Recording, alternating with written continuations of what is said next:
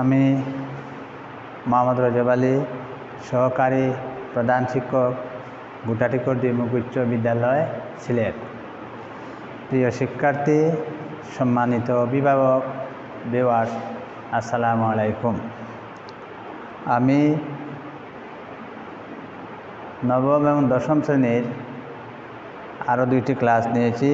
সেখানে পৃথিবীর গতি সম্বন্ধে আহ্নিক গতি, বার্ষিক গতি শিক্ষার্থী তোমাদেরকে আমি বুঝিয়ে দিয়েছি। আশা করি তোমরা সেগুলো অবগত হয়েছ, বুঝতে পেরেছ এবং সেগুলা আশা করি আহ্নিক গতি, বার্ষিক গতি, কারণ ফলাফল সম্বন্ধে কোনো প্রশ্ন আসলে উত্তর দিতে পারবে। আশা করি তোমরা বুঝেছ। আর সবাই আশা করি সুস্থ আছো। তোমরা সব ভালো থাকো, সুস্থ থাকো, এটাই আমার প্রত্যাশা। আশীর্বাদ করি, দোয়া করি তোমরা যেন সুস্বাস্থ্য নিয়ে অনেক দিন পৃথিবীতে বেঁচে থাকো। আজকে আমি তোমাদের পড়াবো নবম দশম শ্রেণীর ভূগোল বিষয়ের 4র্থ অধ্যায়। 4র্থ অধ্যায়ে আমি আলোচনা করব পৃথিবীর অভ্যন্তরীণ এবং বাহ্যিক গঠন নিয়ে। অভ্যন্তরীণ এবং বাহ্যিক গঠন। এখন স্বভাবত তোমাদের মনে প্রশ্ন জাগতে পারে যে পৃথিবীর অভ্যন্তরীণ এবং বাহ্যিক গঠন কী। অভ্যন্তরীণ জিনিস আছে, আমরা যে পৃথিবীর যে স্থানে দাঁড়িয়ে আছি সেটা হচ্ছে পৃথিবীর উপরিভাগ। যে স্থানে দাঁড়িয়ে আছি সেটার নিচে যা রয়েছে তা হচ্ছে অভ্যন্তরীণ গঠন। উপরিভাগ হচ্ছে পৃথিবীর বাহ্যিক গঠন। উপরিভাগ হচ্ছে পৃথিবীর বাহ্যিক গঠন। তা বাহ্যিক গঠন তোমরা কী দেখতে পাও? পৃথিবীতে আমরা দেখতে পাই যে পৃথিবীর উপরিভাগ কী রয়েছে? নদী, নালা, খাল, বিল, পাহাড়, পর্বত, এগুলো তোমরা দেখো।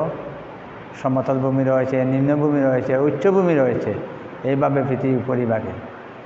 এবং সেটা হচ্ছে পৃথিবীর উপরিভাগে যে, এবং দেখা যায় যে ভূপৃষ্ঠের যে উপরিভাগ যেটা, সেটা আসলে মসৃণ নয়, সমতল নয়, কিছু জায়গায় একটু উঁচু, কিছু জায়গায় নিচু। এবারে দেখতে পাই যে উপরিভাগের যে গঠন সেটাকে আমরা বলবো বাহ্যিক গঠন। অর্থাৎ আমরা যে পৃথিবী দাঁড়িয়ে আছি সেটা হচ্ছে পৃথিবী, যেখানে একটা স্কুল আছে, বাড়ি আছে, ঘর আছে, এই হচ্ছে পৃথিবীর বাহ্যিক গঠন। তার উপরে অভ্যন্তরীণ পৃথিবীর মাটির নিচে যে গঠন, যে কীভাবে আছে এখানে আলোচনা করা হয়েছে। তোমরা অভ্যন্তরীণ গঠন সম্বন্ধে জানতে পারবে যে সেটা আলোচনা করলে। এখন তো প্রথমেই তোমাদের যে জানতে হবে যে পৃথিবীর যে গঠন, যে উপরিভাগে যেগুলো আছে সেটা তো আমি বললাম যে পাহাড়, পর্বত এগুলো আছে। পৃথিবীর নিচের গঠন, নিচে বা গঠন যদি থাকে তাহলে নিচে তার একটা গঠনের কাঠামো আছে, বৈশিষ্ট্য আছে। তো এখন নিচে কী আছে তার প্রশ্ন তোমরা যদি মনে প্রশ্ন জাগে তাহলে তোমরা সেটা মন থেকে সেটার যে অভ্যন্তরে কী আছে তার থেকে তোমরা ধারণা নিতে পারো। দেখুন, টিউবওয়েল আমরা খনন করি বা টিউবওয়েল মাটির বসায়, টিউবওয়েল থেকে পানি উঠে, সেটা কোথা থেকেও আমরা পানি পাই? মাটির নিচ থেকে আসে। তাহলে বোঝা গেল যে মাটির নিচে কী আছে? পানি আছে। এবং দেখছো যে খনিজ তেল, পেট্রোল, ডিজেল যেগুলা উঠে সেগুলা কোথা থেকে ওঠে? মাটির নিচ থেকে। তা মাটির নিচে যে পৃথিবীর নিচে কী রয়েছে? অনেক কিছু রয়েছে। এটা আপনারা ধারণা পেলে যে সে পৃথিবী আসলে সে উপরিভাগ নয়, পৃথিবীর নিচে অনেক কিছু রয়েছে। তো এখন যে পৃথিবীর উপরিভাগ যেগুলা বালি, মাটি, কাকর যেগুলো আছে, এগুলা যে গঠিত হয় এগুলাকে সাধারণভাবে বলে শিলা। তো অর্থাৎ তো এখন যদি এখান থেকে প্রশ্ন আসে যে শিলা কী, তাহলে শিলা কী যদি তোমাদের প্রশ্ন আসতে পারে যে শিলা, প্রশ্ন মনে করো তোমাদের আসলো বা তোমার প্রশ্ন জাগতে পারে যে শিলা কী। শিলা হচ্ছে যে পৃথিবীর ভূত্বক। তাহলে এখন প্রশ্ন আসবে ত্বক কী?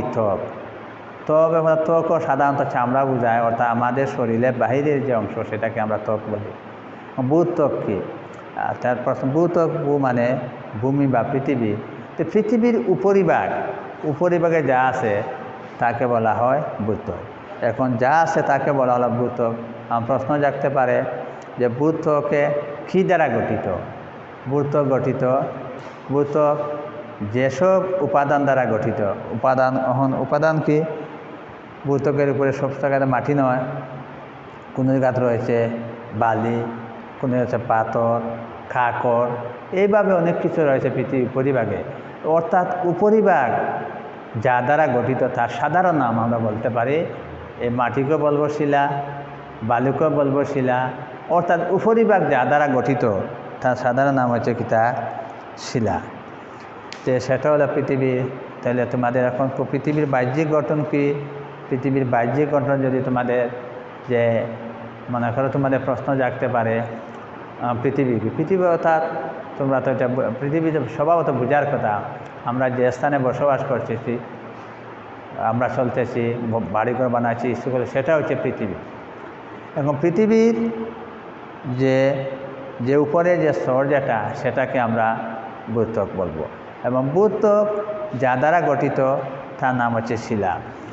তাহলে যদি তোমাদেরকে বলা হয় ভূত্বক কী, এভাবে যদি কোনো প্রশ্ন জাগে, তো তোমরা এই ভূত্বক বলতে তোমরা মানে সেটাকে বুঝে নিবে যে অর্থাৎ পৃথিবীর উপরিভাগে তাকালে তোমরা যা দেখতে পারো, উপরিভাগ তুমি গেছো মনে করো পাড়ে অথবা টিলায় অথবা নদীতে, সাগরে, কোনো জায়গায় তুমি বেড়াতে গিয়েছ, তো তুমি যে উপর দিকে যে হাঁটতেছো, যে মাটি হোক বালি হোক, সেটাকে তোমরা বলবা যে পৃথিবীর উপরিভাগ।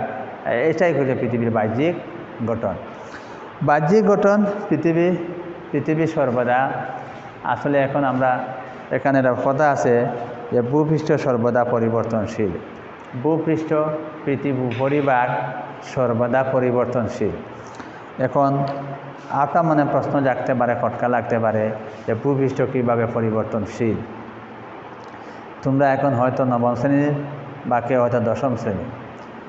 তুমি যে স্কুলে আসতেছ, তুমি দেখতে পাবে তুমি যে রাস্তা দিয়ে আসতেছিলে সেখানে হয়তো ছিল একসময় নিচু জমি ছিল, সেই জমি আর বর্তমানে জমি না। হয়তো সেখানে মাটি ভরাট করেছে, মাটি ভরাট করে উঁচু করে সেখানে মাঝে বাড়ি বানিয়ে নিয়েছে। আগে আমি বা তুমি যে জায়গাকে তুমি পুকুর বলতে, জমি বলতে, আজকে সেই জায়গাটা পুকুর নয়, জমি নয়, সেটা হয়ে গেছে বাড়ি। তাহলে ভূপৃষ্ঠ কিটা? এটা যে ভূপৃষ্ঠর যে উপরিভাগ পরিবর্তনশীল। অনেক সময় নদীর পাড়ে যাদের বাড়ি বা তোমার আশেপাশে নদী দেখতে পারো, দেখবা নদীর এক সময় ছিল নদীর পাশে গভীর পানি যাচ্ছে, কয়েকদিন পরে দেখবে সেখানে কি হচ্ছে, একটু বালি জমে স্তূপ আকারে সেটা একটা নদীর পার ভরে উঠেছে, সেটাকে চর বলা হয়। চর হচ্ছে প্রশ্ন দেখতে পাবে চর কি? যে নদীর পাশে যদি নদীবাহিত নদীর পানির সাথে আছে পলি মাটি, বালি মাটি, এগুলো মিলে যদি কোনো বরাট হয়ে যায়, সে স্থানকে বলবো আমরা চর। তাহলে যেখানে নদী ছিল কয়েকদিন পরে দেখা যায় সেটা আর নদী রয়েছে না, নদীর পাশে দিয়ে হয়তো চর হয়েছে, অনেক জায়গা মাটি ভরাট হয়ে গেছে, তাহলে সেটা পরিবর্তনশীল হয়ে গেছে। তাহলে ভূপৃষ্ঠ পরিবর্তনশীল, তোমরা এটা না প্রত্যক্ষভাবে তোমরা সেগুলা দেখতে পাচ্ছ, যদি নদীর পাড়ে যারা এবার দেখতে পাচ্ছ। এখন মনে করো তুমি স্কুলে আসতেছো, তোমার পাশে হয়তো কোনো জায়গায় উঁচু ঠিলা, অর্থাৎ যে মাটি বা যেগুলো আছে ভূপৃষ্ঠ যেগুলো, সেখান থেকে একটু উঁচু জায়গা। এখন দেখা যাচ্ছে যে উঁচু জায়গার মাটি হয়তো এই ঠিলার মালিক হোক বা সরকারি জায়গা হোক, সে মাটিগুলো অন্য কার বিক্রি করে ফেলছে। সেই মাটি কী হয়েছে, সেই মাটি কোনো ট্রাকে বা গাড়িতে করে সেই মাটিগুলো নিয়ে অন্য স্থানে হয়তো কেউ বাড়ি ভরাট করতে, রাস্তাকে সংস্কার ভরাট করতে বা অন্য কাজে সেখানে মাটি নিয়ে গেছে, নিয়ে সেখান থেকে। তাহলে এখন ঠিলা দেখা গেল যে তুমি আজকে আসার সময় তো নবম শ্রেণী পর্যন্ত বা অষ্টম শ্রেণী পর্যন্ত যেখানকে তুমি বলতে যে ঠিলা, এখন দেখতে পাচ্ছ হয়তো সেটা আর ঠিলা নয়, এখন সমতল ভূমি হয়ে গেছে। এখন যদি তোমাকে কেউ বলে যে সেটা কি, এখন যদি ঠিলা নিচু করে সমান অন্যান্য মাটির স্তরে সমতল করে নেওয়া হয়, সেখানে বাড়ি বানানো হয়, এখন কি সেটাকে আমরা কি বলতে পারি? সেটাকে টিলা বলতে পারবো না, এখন বলবো সেটা বাড়ি বা সমতল ভূমি হয়ে গেছে। এবার ভূপৃষ্ঠ পরিবর্তনশীল হচ্ছে, কিছু হচ্ছে কীভাবে দ্বারা। এখানে দুইটা মানে বুঝিয়ে দিলাম।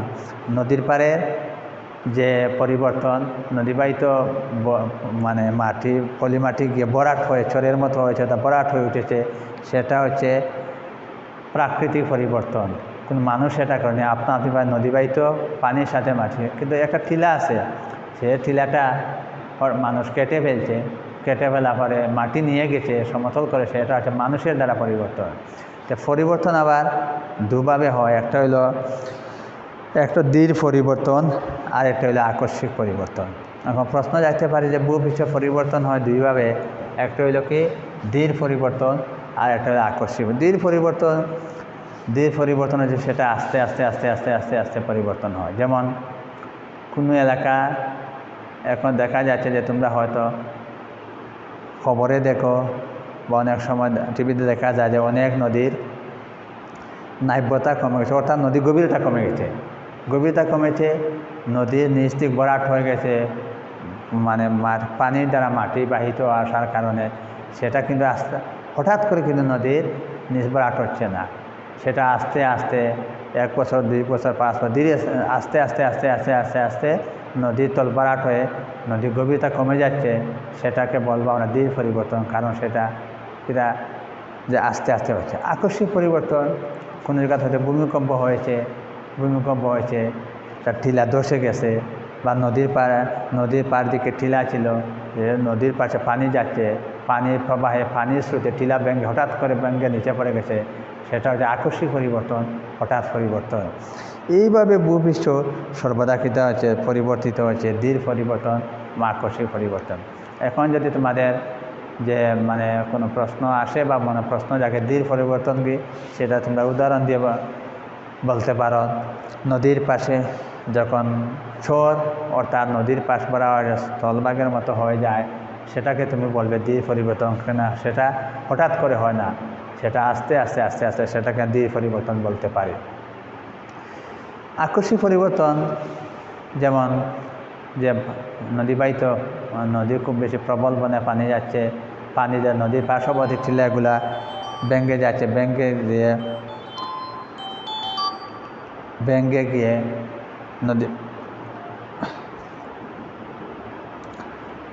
গিয়ে সাথে সাথে সেটা ভেঙে নিচে গিয়ে সমতল হয়ে যাচ্ছে, সেটাকে বলবে তোমরা আকস্মিক পরিবর্তন। এইভাবে ভূপৃষ্ঠ কী হচ্ছে, সর্বদা পরিবর্তিত হচ্ছে। তাহলে বলতে পারো ভূপৃষ্ঠ দৃঢ় পরিবর্তন এবং আকস্মিক এইভাবে পরিবর্তিত হচ্ছে। শীতল এবং পৃথিবী কীভাবে সৃষ্টি হয়েছিল। একসময় পৃথিবী, এখন আর অতীতে যদি মনে হচ্ছিল পৃথিবী কীভাবে সৃষ্টি হয়েছে।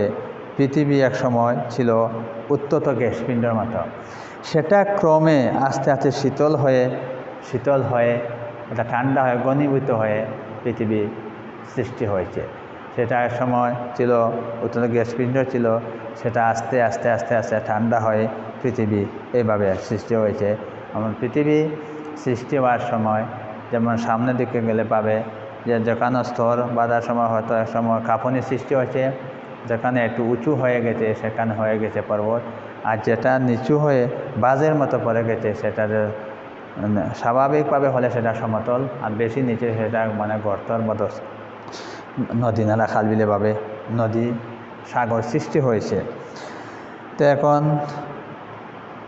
তোমরা আশা করি যে আমি যে বুঝালাম পৃথিবীর অভ্যন্তরীণ গঠন তার কিছুটা তোমরা ধারণা পেয়েছো, বাহ্যিক গঠনের ধারণা পেয়েছো, তোমার শিলা কি তার ধারণা পেয়েছো। অভ্যন্তরীণ গঠন অর্থাৎ আমরা যে স্থানে দাঁড়িয়ে আছি পৃথিবী নিচ থেকে গঠন হয়েছে, অভ্যন্তরীণ গঠন। বাহ্যিক গঠন হচ্ছে গিয়া পৃথিবীর উপরিভাগে যে গঠন সেটা হচ্ছে বাহ্যিক গঠন। এবং যদি কী হয় যে শিলা বলে ভূত্বক যা দ্বারা গঠিত তার সাধারণ নাম হচ্ছে শিলা। এখন আমি তোমাদেরকে ভূত্বক কিছু বুঝিয়েছি। ভূত্বক হচ্ছে ভূপৃষ্ঠে শিলার যে কঠিন অর্থাৎ কঠিন বহিরাবরণ শক্ত, সেটাকে বলা হয় ভূত্বক, সেটাকে ভূত্বক বলে। ভূত্বকের পুরুত্ব অর্থাৎ পুরুত্ব কিন্তু সব জায়গায় সমান নয়, সেটা কিন্তু পরিবর্তিত। সেটা পুরুত্ব, ভূত্বকের অন্যান্য স্তরে ভূত্বকের পুরুত্ব কিন্তু খুবই কম।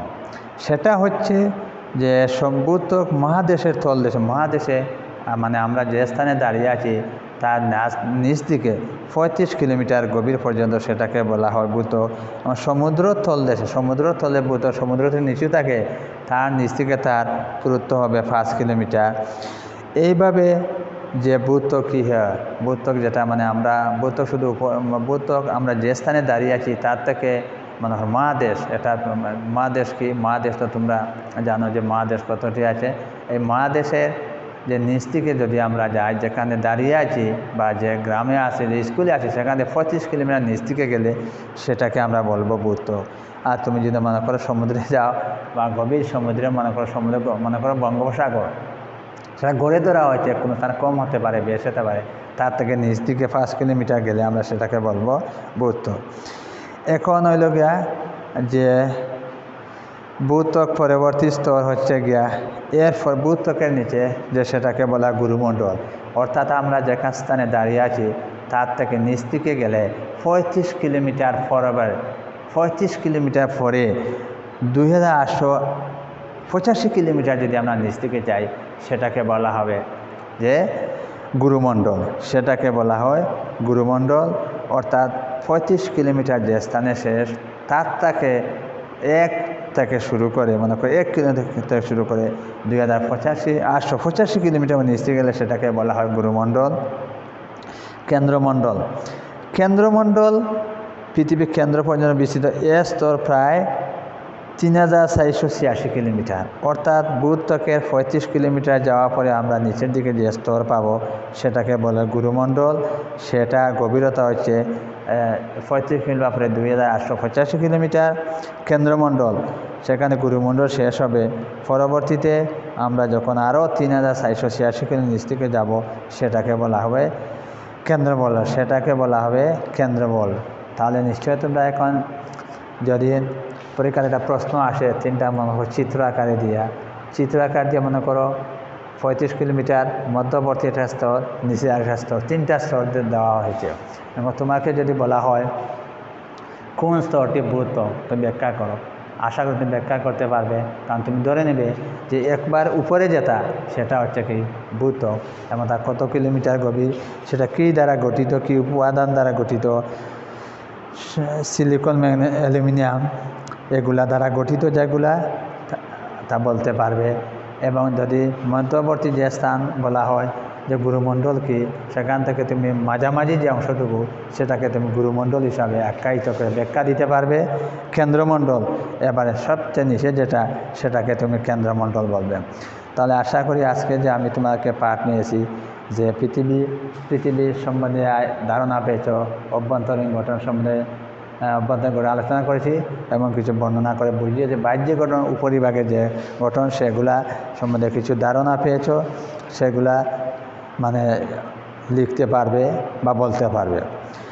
এখন পরবর্তী অভ্যন্তরীণ গঠন ও উপাদান।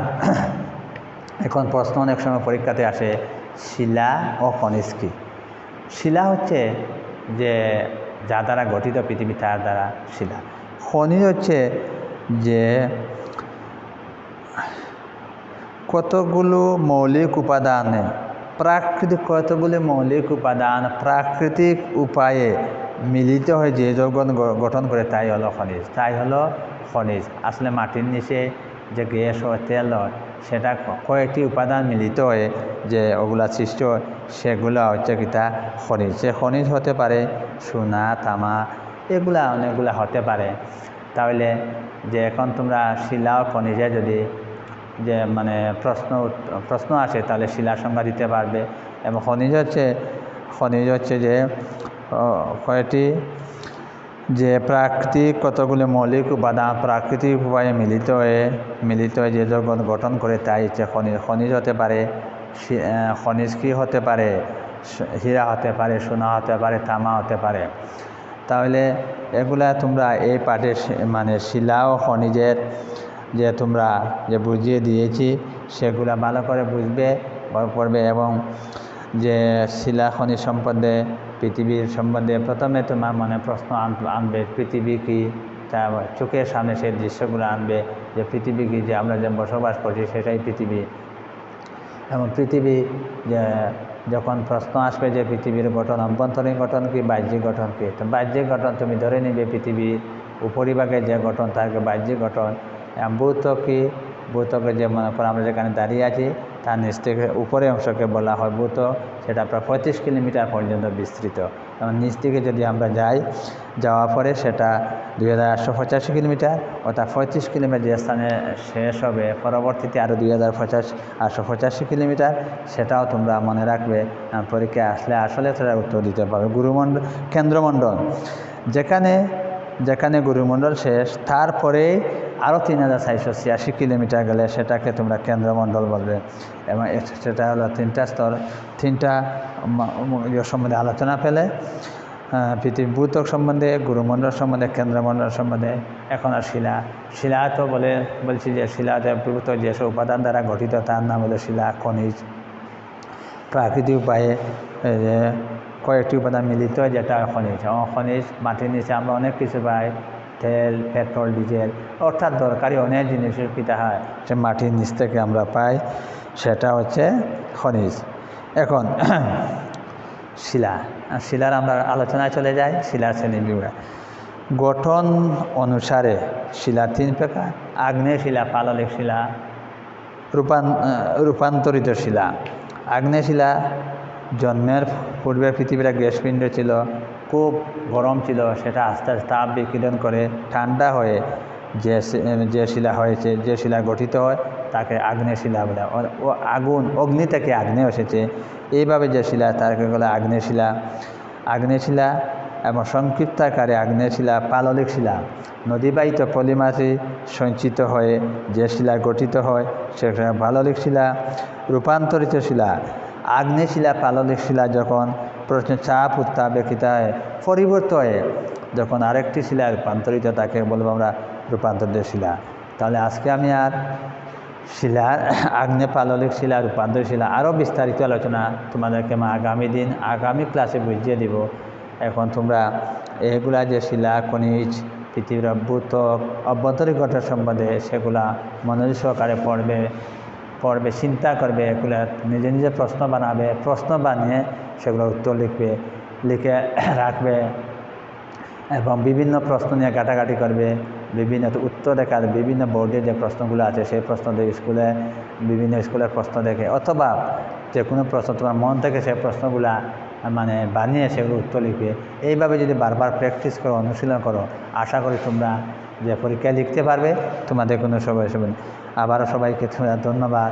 তোমাকে ভালো থাকো, সুস্থ জানো, এই কামনা, এই আশাকে আমি আজকের ক্লাসে সমাপ্ত করছি। তোমরা কিন্তু প্রচুর সময় পাও বাড়িতে। এখন যেহেতু স্কুলে আসো না, দীর্ঘ সময় পাও বাড়িতে লেখাপড়া করা।